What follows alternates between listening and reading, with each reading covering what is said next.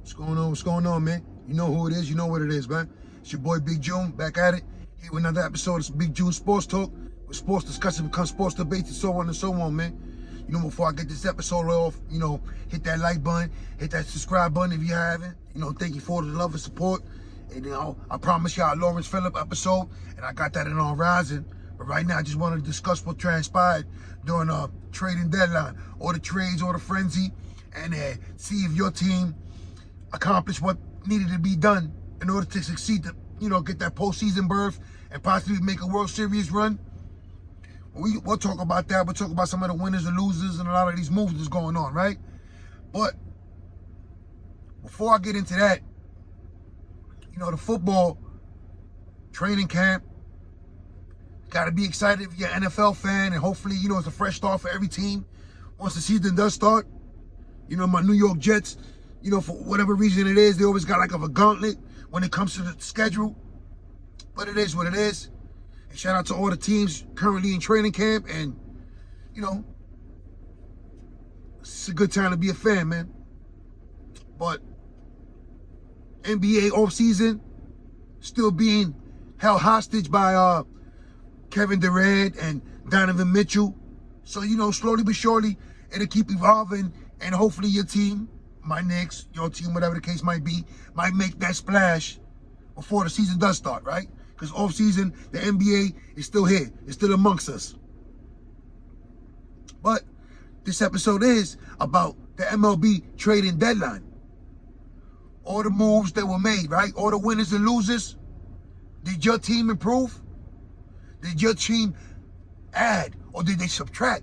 Because there was certain teams that, even though they're contending, weren't supposed to be contending this season. And when I say that, I mentioned the Cleveland Guardians and the Baltimore Orioles, right? Now, both teams didn't add to the roster. They subtracted. Now, again, Baltimore always in rebuild mode. The Guardians, no one expected them to be competing for the American League Central right now. And one of the biggest disappointments as far as the season goes, the teams, is the Chicago White Sox. With all that talent, currently at 500 or under 500, third in the division, behind the Guardians and the Minnesota Twins. And I'll get into some of the acquisitions that Minnesota made at the deadline. But, let's start it off with this team right here. The best record in baseball, my New York Yankees. I started off with this. I wanted Luis Castillo for the Cincinnati Reds. But Frankie Montes was a hell of a consolation prize. Already pitches in the American League. So that was a bonus. Flamethrower, strikeouts. He'll fit in with Garrett Cole, Luis Severino when he comes back from injury, Talion. So, as far as Montez for the starting rotation, was a good move. Without relinquishing any top prospects that the Yankees have in the farm system, right? And adding the reliever, Lou Trevino, as well as in the package. And then trading for another reliever from the Chicago Cubs, Efros. So, Brian Cashman was using that phone. And obviously, he traded for Andrew Benintendi a few days prior. So, as a Yankee fan, are you content with the moves that Brian Cashman made at the deadline?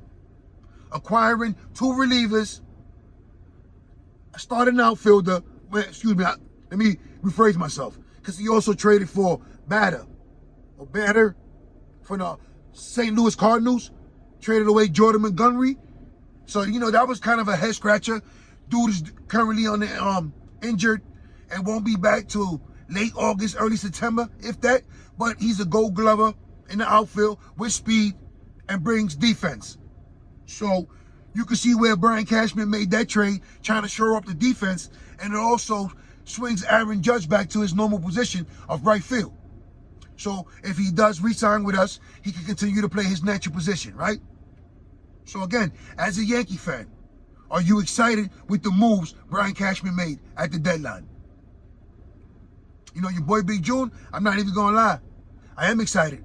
And I knew that Brian Cashman was gonna work his magic, do what he do. He also shipped out Joey Gallo. So, you know, us fans don't have to keep attacking him. And, you know, that's one thing I want to mention real fast before I keep going. The mental aspect of an athlete is no different than mine and yours. So they go through the same things that we do on a nightly basis, on a daily basis. It's a recurring thing. So, you know, everyone is not cut out for New York. And unfortunately, Joey Gallo had to find out the hard way. But, you know, they spared them, if you want to call it that, because they sent him to Los Angeles. Hopefully, good luck with that. And hopefully you can resurrect your career out there in Los Angeles, Joey Gallo. But, you know, when you look at some of the trades that were made, and you're looking at it, right? You're like, wow. The San Diego Padres went all in. I mean, they traded for Josh Hader, Juan Soto, Josh Bell, Brandon Drury. I mean, if that's not going all in, then what is? I mean, you get a generational talent in Juan Soto. You have a man who's resurrected his career in Josh Bell, putting up all-star numbers. You trade for arguably the best closer in the game in Josh Hader. And another project who's been, you know, a utility player, a role player who's coming to his own in Brandon Drury to add depth to your roster. So now, as a Padre fan, you got to be feeling good and excited for the second half, knowing that your team made the necessary moves to compete, to stay competitive in the National League West as well as in the wild card race, right? Now, as we can't mention the Padres without going to the Dodgers. You know, the Dodgers did add Freddie Freeman during the offseason. So I figured that, you know, they roll a note along. If it ain't broke, well, I'll fix it. So they made a couple of moves. They added reliever Chris Martin. And like I mentioned earlier, acquiring Joey Gallo from the Yankees. You know, pitching is always going to be at a premium, and it's always going to be an importance, period, for any team moving forward, right? So, as a Dodger fan, do you feel content and feel comfortable with the current roster, knowing that your team didn't make a move? And if the move wasn't the move you expected or wasn't a splashy move they're accustomed to making at the deadline, right? But, you know, it's a lot of trades. You know, Seattle traded for Luis Castillo, making that wild card push. Houston added Trey Mancini and Christian Vasquez to that offense that's already potent out in Houston. They traded Jake Odorizzi to the Atlanta Braves, but to also get back Lance McCullers from injury. So, you know, that team is ready and, you know, basically had the National League West, the American League West sewn up at this time because no other team currently has a 500 record besides them and Seattle. But could the Mariners catch the Astros in the American League West? They added Castillo. They're playing good ball as any team in Major League Baseball at this current moment. That remains to be seen, right? The St. Louis Cardinals, they lost out on Juan Soto, so they fell back and acquired two lefty starting pitcher. One, Jordan Montgomery from the Yankees, like I mentioned, traded for the outfielder Beta, and Jose Quintana from the Pittsburgh Pirates. So, if you're the Cardinals, you do have a lineup, you expect them to keep it rolling or get going in the second half, right? Arenado, Goldschmidt. Are those two starting pitchers, could that propel St. Louis back into first place in the National League Central? Or possibly a wild card? We're going to find out either way. But right now as we speak, you know, a generational talent as Juan Soto was on the market for all the teams in Major League Baseball to make a bid on. He landed in San Diego, and it was a powerful move. And to see what kind of extension he lands, You know, that 1-2 punch of him and Fernando Tatis Jr. is going to be phenomenal for years to come, right? Just think about that. From one for the right-hand side, and then you got the other one for the left-hand side. I mean, it is phenomenal when you think about it as a baseball fan, right? Okay. Now, this trade here, and I mentioned him, not a major player, but during the current times that we're living in, due to the pandemic, right? So when the Blue Jays acquired Whit Merrifield from the Kansas City Royals, who's unvaccinated, it kind of was like a head scratcher, right? Because a lot of these players, if they're not vaccinated by now, well, your boy Big June doesn't see them getting vaccinated in the near future. Now, he has no choice if he wants to continue to suit up for the remainder of the season. Now, I don't know his status, whether if he's going to reach free agency after this season concludes. But what we do know is he's been traded to the Toronto Blue Jays. In Canada, you have to be vaccinated in order to enter that. So, obviously, when the Kansas City faced Toronto a couple of months ago, and they headed up there to the border, a lot of the players, I think it was like 8, 10, something like that, were on IR or put on a restricted list where they didn't get paid for that thing, for that series, right? Because they weren't vaccinated. Also, Andrew Benintendi. But New York lifted the ban that they had as far as the status when it came to vaccinations, right? So it remains to be seen if Benintendi does get vaccinated for the New York Yankees. Because if the Blue Jays do make the playoffs and the Yankees and Blue Jays square off in the playoffs, this game's going to be played in Toronto. And you have to be vaccinated, if not fully vaccinated, to enter. So, you know, moving forward, we'll see how that plays out, right? Now, the Minnesota Twins competing with the Cleveland Guardians. I was about to say the Cleveland Indians. The Cleveland Guardians, right? For the American League Central. So they made a couple of moves to stay afloat, acquiring Tyler Moore, Jorge Lopez, and Michael Fulmer. So that's 3 pitchers. 1 reliever, 2 relievers, however you want to mix it with Fulmer. Does that catapult Minnesota into securing the American League Central?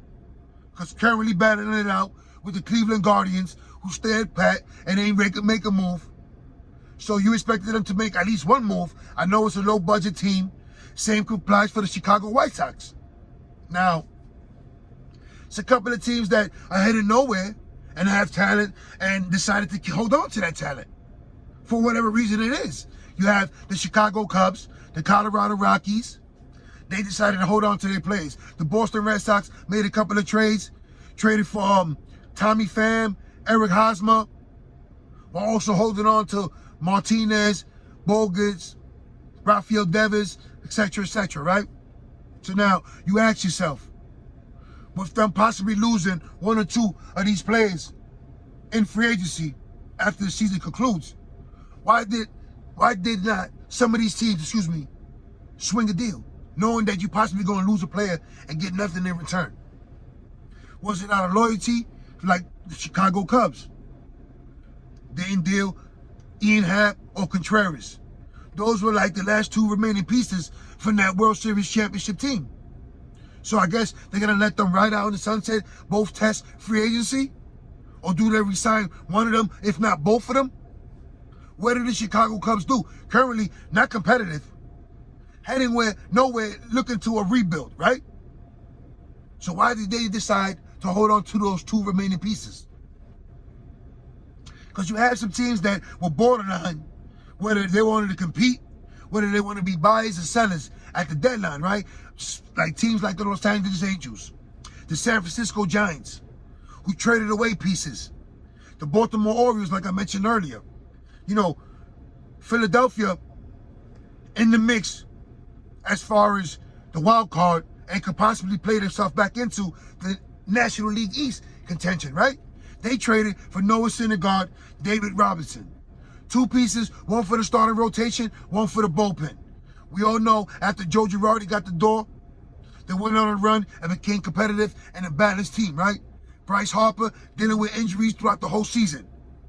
Kyle Schwarber, hell of a signing for them, right? Paying dividends all year. Can the Philadelphia Phillies catch the Atlanta Braves and the New York Mets in the National League East? And I'll get into the Braves and the Mets real fast. Could they? Or could they contend and hold on to a wild card spot? We're going to find out. All right? As I mentioned, the Braves, the defending champions. They acquired Jake Odorizzi from the Houston Astros and Raisel Iglesias from the Los Angeles Angels. So now you add to the rotation and the bullpen. You strengthen both sides. Again, make a run possibly for the National League East or a wild card. Do the defending champions get in? Was these two moves and locking up Austin Riley for the future, securing that bag for Austin Riley, does that propel the Atlanta Braves to defend their crown? Who knows? Now, this team, obviously, they're going nowhere, straight rebuild. But one has to laugh and marvel of all the talent that the Washington Nationals have traded away. Or let's just let walk out the door, right? From Bryce Harper, Anthony Rendon, Juan Soto, Max Scherzer, Trey Turner. The list goes on and on. But it is what it is. It's a business. You know, 1 minute you're up, you're celebrating in a parade, getting celebrated and serenaded by a city after capturing your first World Series. Next thing you know, you're shipping out a generational talent, such as Juan Soto. You let another generational talent just walk out the door in Bryce Harper. So as a Washington National fan, you know, you got to be real disgruntled right now. But it is what it is. Now, I gave you a lot of these trades. You know, I mentioned some of these teams that, you know, decided to stand pat.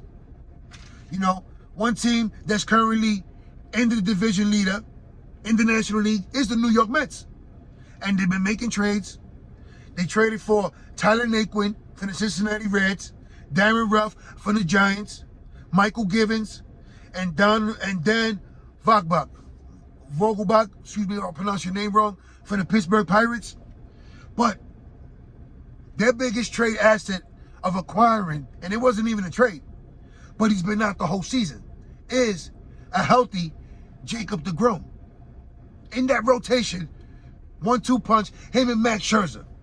Now, I mentioned that earlier on a prior episode. That 1-2 punch, phenomenal. Put that against anyone in baseball. Now, Jacob deGrom, back in the fold. I think he makes his first start this Thursday, if I'm correct. But, hey, currently in first place. Shout out to the New York Mets. Shout out to the owner for getting it done, staying competitive. Buck Showalter for writing that ship. And it is what it is, man. Hopefully they, you know, they can stave off the Atlanta Braves and the Philadelphia Phillies and continue to reign first in the National League East and make the playoffs. And would it be a beautiful sight for all New York fans, all baseball fans, to see the Yankees and the Mets currently in the playoffs. And listen, it is what it is. If your team didn't improve, if your team decided to subtract instead of to take on, you know, you guys knew that. Now, there's certain teams like, you know, I mentioned this team on another episode that I did as well. The Milwaukee Brewers. You know, they traded away Josh Hader, the best closer in the game, for the closer for the Padres, who's currently number 2 or 3 in the game as far as saves and effectiveness, right? So it really wasn't that much of a drop-off. Now, that offense, could it compete with St. Louis during the duration of the season for the National League Central? Could they stave off the Cardinals? We're going to find out. But that's why I say those teams are like enigmas, because you never see them add to the payroll. Yet they do stay competitive. Teams like the Tampa Bay Rays, you know, they made a couple of trades and, you know, traded away a couple of pieces like they always do. It's business as usual. You know, be on the lookout for that Lawrence Phillip episode. I got that. I'm coming through. I want to stay more consistent with it. It is what it is. Before I sign off, all my family and friends out there in New York, stay safe, stay sharp, stay blessed, stay alert. It is what it is. I'm out of here, man. One.